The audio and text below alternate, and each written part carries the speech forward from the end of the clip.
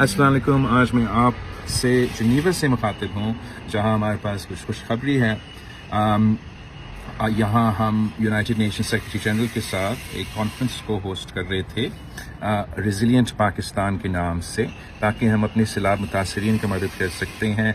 पाकिस्तान का reconstruction rehabilitation का काम शुरू हो सके, उनका घर को हम फिर से तामीर करें, जहाँ इंफ्रास्ट्रक्चर को नुकसान हुआ उसको हम बहाल कर सके, ज़राअत को मदद पहुँचाने के लिए, गुर्बत मिटाने के लिए हम अपने मेहनत शुरू करें।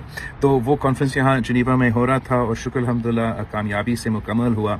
हमने तकरीबन $9 अरब से ज़्यादा प्लेजेस इकट्ठे किए, जो कि सारी एक्सपेक्टेशन से ज़्यादा थे, हमारा अपना टारगेट से भी ज़्यादा था।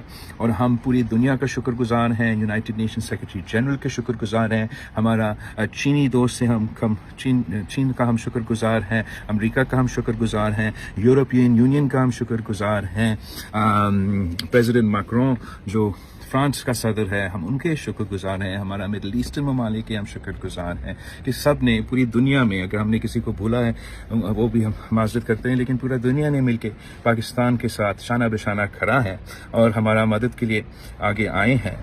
कुछ इंटरनेशनल इंस्टीट्यूशंस जैसे world bank, international Islamic development bank, AIIB Asian development bank ने भी